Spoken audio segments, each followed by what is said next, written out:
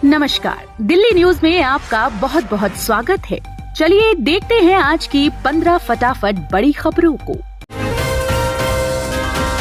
दिल्ली की मुख्य सचिव को हाईकोर्ट ने फटकार लगाते हुए दे डाली चेतावनी। दिल्ली की डेयरियों में पशुओं की दयनीय हालत पर हाईकोर्ट ने दिल्ली के मुख्य सचिव को फटकार लगाई है।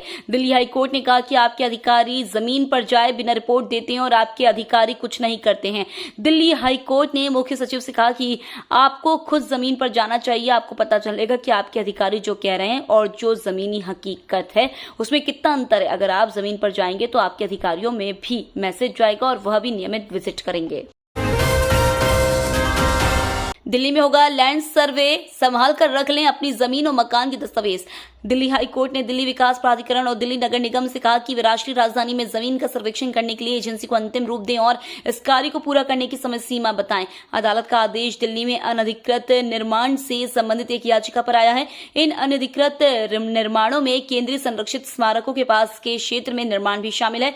एमसीडी की ओर से पेश वकील ने कोर्ट को बताया कि इस मुद्दे के संबंध में एमसीडी आयुक्त और डीडीए उपाध्यक्ष के बीच एक बैठक हुई और यह निर्णय लिया गया कि दिल्ली में उनकी संबंधित भूमि का सर्वेक्षण किया जाए। तेज हवाओं से दिल्ली के तापमान में कमी, 3 दिन होगी बारिश और आंधी तूफान। दिल्ली में बुधवार को सुबह के वक्त ठंडी हवाओं से तापमान में कमी देखी गई है। 42 डिग्री तक पहुंचा तापमान 38 डिग्री पर आ गया। इसकी वजह से लोगों को चिलचिलाती गर्मी से कुछ राहत मिली है। हालांकि आसमान साफ है और तेज धूप निकली है। मौसम विभाग की माने तो आज तक दिल्ली में तेज हवाओं का दौर जारी रहेगा। इस बीच बादल भी छा सकते हैं। वहीं कल से दिल्ली का मौसम बदलने की उम्मीद है। आईएमडी के मुताबिक 10 से 12 मई के बीच दिल्ली में गरज चमक के साथ बारिश होने की संभावना है। केजरीवाल को मिलेगी अंतरिम जमानत, सुप्रीम कोर्ट कल सुना सकता है फैसला। सुप्रीम कोर्ट कथित एक्साइज पॉलिसी घोटाले से जुड़े मनी लॉन्ड्रिंग केस में दिल्ली के मुख्यमंत्री अरविंद केजरीवाल को अंतरिम जमानत देने पर कल अपना फैसला सुनाएगा। मामले में गिरफ्तारी के खिलाफ केजरीवाल की याचिका पर सुनवाई करने वाली पीठ की अध्यक्षता करने वाले जस्टिस संजीव खन्ना ने कहा, हम शुक्रवार को अंतरिम आदेश सुनाएंगे। गिरफ्तारी को चुनौती देने से जुड़े मुख्य मामले पर भी उसी दिन फैसला किया जाएगा। न्यायमूर्ति संजीव खन्ना ने एएसजी एसवी राजू को अपनी दलीलें देने के लिए तैयार रहने को कहा है। कोर्ट ने कहा कि जरूरत पड़ने पर वे अंतरिम आदेश पारित कर सकते हैं। दिल्ली में आरएमएल अस्पताल के 2 डॉक्टर समेत 9 लोग गिरफ्तार, मरीजों से रिश्वत लेने का है आरोप।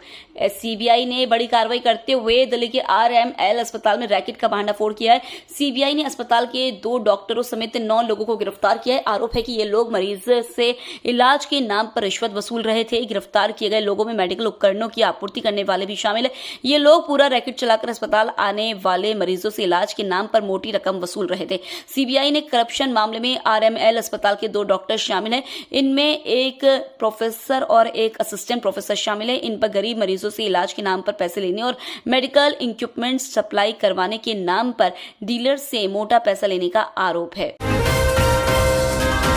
दिल्ली सरकार कूड़े के पहाड़ों पर सीसीटीवी कैमरे से बढ़ाएगी निगरानी।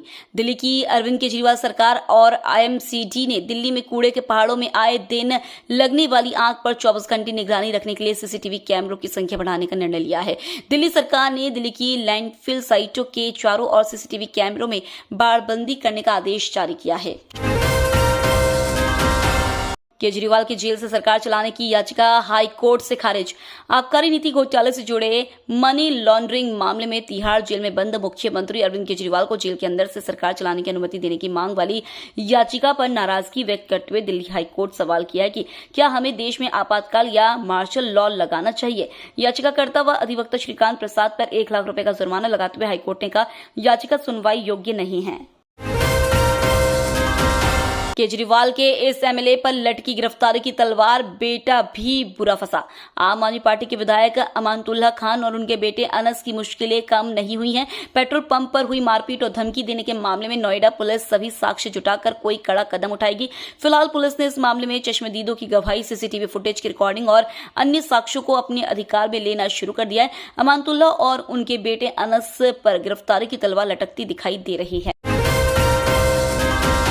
जापान से आगे निकला हिंदुस्तान, इस मामले में टॉप 3 में शामिल हो गया भारत। सौर ऊर्जा के उपयोग पर जोर के साथ भारत बीते साल जापान को पीछे छोड़ते हुए दुनिया में तीसरा सबसे बड़ा सौर ऊर्जा उत्पादक बन गया है। वैश्विक ऊर्जा क्षेत्र में काम कर रहे शोध संस्थान एम्बर की एक रिपोर्ट में यह कहा गया है। भारत 2015 में सौर ऊर्जा के उपयोग के मामले में 9वें स्थान पर था। ग्लोबल इलेक्ट्रिसिटी रिव्यू शीर्षक से जारी रिपोर्ट में कहा गया कि वर्ष 2023 में वैश्विक बिजली उत्पादन का 5.5% सौर ऊर्जा के रूप में हुआ है। वैश्विक रुख के अनुरूप भारत ने पिछले साल कुल बिजली उत्पादन का 5.8% सौर ऊर्जा से प्राप्त किया। नस्लीय बयान पर मचा बवाल तो सैम पित्रोदा ने दिया इस्तीफा, कांग्रेस ने झट से किया मंजूर। हाल ही में नस्लीय टिप्पणी करके विवादों में घिरने वाले सैम पित्रोदा ने इंडियन ओवरसीज कांग्रेस के अध्यक्ष पद से इस्तीफा दे दिया है। उनके इस्तीफे को कांग्रेस ने तुरंत मंजूर भी कर लिया। इसके बारे में कांग्रेस के कद्दावर नेता जयराम रमेश ने एक्स पर पोस्ट करते हुए जानकारी दी है। जयराम रमेश ने एक्स पर पोस्ट करते हुए बताया कि सैम पित्रोदा ने अपनी मर्जी से इस पद से इस्तीफा दिया है। उन्होंने लिखा, सैम पित्रोदा ने अपनी मर्जी से इंडियन ओवरसीज कांग्रेस के अध्यक्ष पद से इस्तीफा देने का फैसला किया है। कांग्रेस अध्यक्ष ने उनका इस्तीफा स्वीकार कर लिया है। दिल्ली में मतदान की तैयारियां अंतिम चरण में, हर बूथ पर शेड और पीने के लिए ठंडा पानी सुविधा। राजधानी में मतदान के दिन हर बूथ पर धूप से बचने के लिए शेड, ठंडा पानी, बच्चों के लिए क्रेच और बुजुर्गों के लिए व्हील चेयर की व्यवस्था होगी। साथ ही पैरामेडिकल टीम भी तैनात रहेगी। मतदान को सुविधाजनक बनाने के लिए चुनाव आयोग हर स्तर पर तैयारी कर चुका है।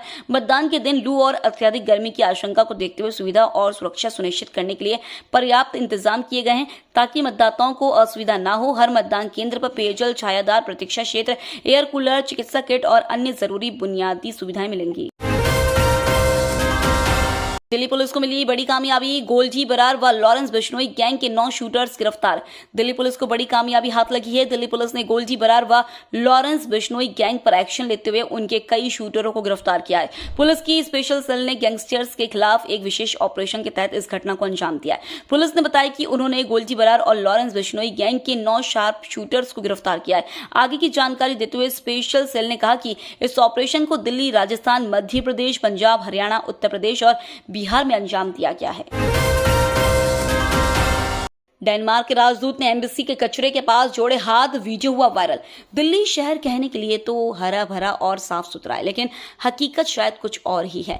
ये हम नहीं कह रहे हैं, बल्कि डेनिस राजदूत फ्रेडी ने एम्बेसी के कचरे के पास वीडियो बनाकर उसे सोशल मीडिया पर शेयर किया है और इसे साफ करने की अपील की है। उन्होंने एम्बेसी के पीछे कूड़े के ढेर के पास खड़े होकर सीएमओ से हाथ जोड़कर गुहार लगाई है। साथ ही दिल्ली पर तंज भी कसा है। देखते देखते यह वीडियो सोशल मीडिया पर वायरल हो गया है। इस वीडियो में डेनमार्क के राजदूत को हाथ जोड़कर विनती करते हुए देखा जा सकता है। एम्बेसी के हर तरफ कचरा ही कचरा है। दिल्ली कांग्रेस नेता की सड़क हादसे में मौत। प्रशांत विहार इलाके में दिल्ली कांग्रेस पार्टी के नेता हरिकिशन जिंदल एक गाड़ी की चपेट में आ गए। हादसे में वह बुरी तरह जख्मी हो गए। उन्हें अस्पताल में भर्ती कराया गया, जहां उनकी मौत हो गई। पुलिस ने अज्ञात गाड़ी के खिलाफ मामला दर्ज कर लिया है। पुलिस घटना की जगह के आसपास लगे सीसीटीवी कैमरों की फुटेज खंगालकर फरार चालक की तलाश कर रही है। इस हादसे को लेकर हरिकिशन जिंदल के परिवार और समर्थकों ने शंका जाहिर की है, जिस पर पुलिस ने कहा है कि उन सभी आशंकाओं को आधार बनाकर जांच की जाएगी। अब 1 घंटे 15 मिनट में दिल्ली व 2 घंटे 35 मिनट में करिए बेंगलुरु का सफर। गोरखपुर से दिल्ली और बेंगलुरु की यात्रा पहले से सुगम हो जाएगी। एयरलाइंस कंपनी आकाशा एयर गोरखपुर से दिल्ली और गोरखपुर से बेंगलुरु के लिए नॉन स्टॉप उड़ान शुरू करने जा रहा है। इसके लिए एयरपोर्ट अथॉरिटी ऑफ इंडिया से शेड्यूल को मंजूरी मिलने के बाद टिकटों की ऑनलाइन बुकिंग शुरू हो गई है। आकाशा एयर की फ्लाइट से गोरखपुर से दिल्ली की दूरी महज 1 घंटे 15 मिनट में और गोरखपुर से बेंगलुरु की दूरी 2 घंटे 35 मिनट में पूरी हो जाएगी। तो ये थी आज की बड़ी खबरें। डेली खबरों से अपडेट रहने के लिए चैनल को सब्सक्राइब करना बिल्कुल न भूलें। धन्यवाद।